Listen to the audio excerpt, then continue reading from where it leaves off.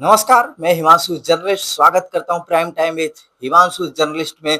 बिहार विधानसभा चुनाव के अंतर्गत बिहार के अंदर जितने भी प्रमंडल हैं, सभी प्रमंडलों के अंदर जितने जिले हैं और उन जिलों के अंदर जितनी विधानसभा सीटें हैं, उनके वर्तमान विधायक कौन है और 2025 में स्थिति क्या है, ये सब मैं आपको विश्लेषण बता रहा हूं।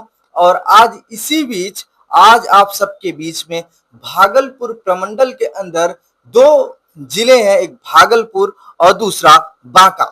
देखिए, भागलपुर की पहचान मां गंगा के किनारे बसे शहर के रूप में होता है, बिहार के सबसे बड़े शहरों के रूप में होता है, भागलपुर के सिल्क के रूप में होता है।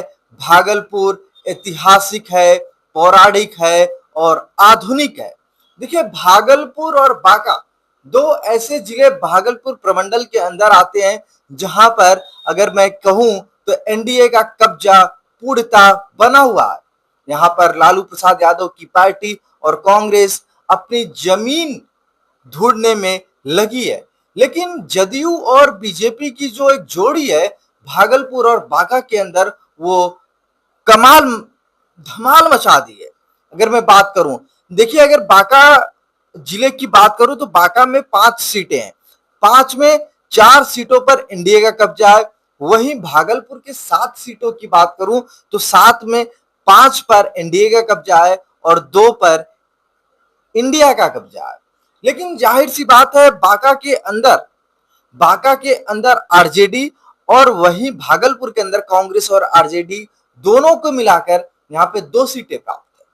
देखिए, भागलपुर लोकसभा के अंदर 6 विधानसभा सीटें आती हैं, तो वहीं भागलपुर जिले के अंदर 7 विधानसभा सीटें आती हैं।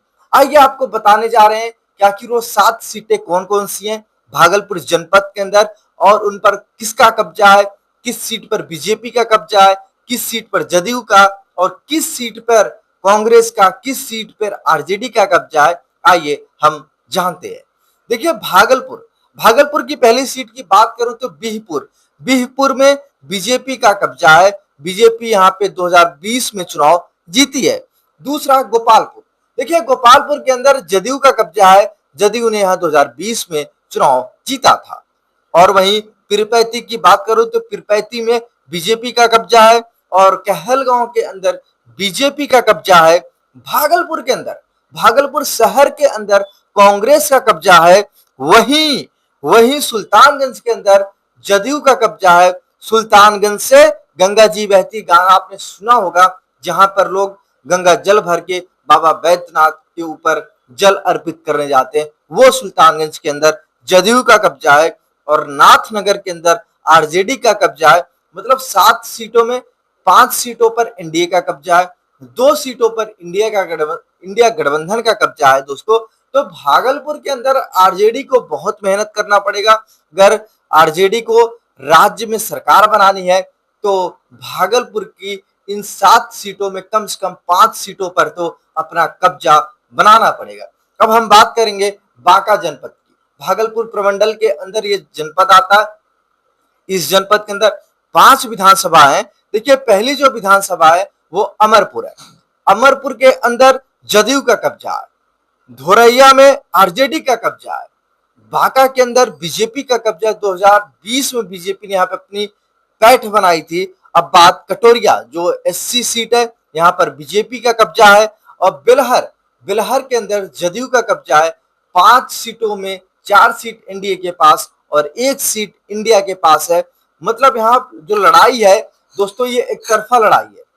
लड़ाई जो है एक तरफा है। एनडीए यहाँ पे पूर्ण बहुमत के साथ है। मतलब लगभग 90% सीटों पर एनडीए का यहाँ पे कब्जा है। मतलब भागलपुर प्रमंडल के अंदर अगर हम बात करके देखें तो गंगा जी के पौराणिक धरोहर की फायदा बीजेपी उठाती है और आरजेडी और इंडिया गठबंधन को भागलपुर के अंदर बहुत जबरदस्त मेहनत करना पड़ेगा आने वाले चुनाव में।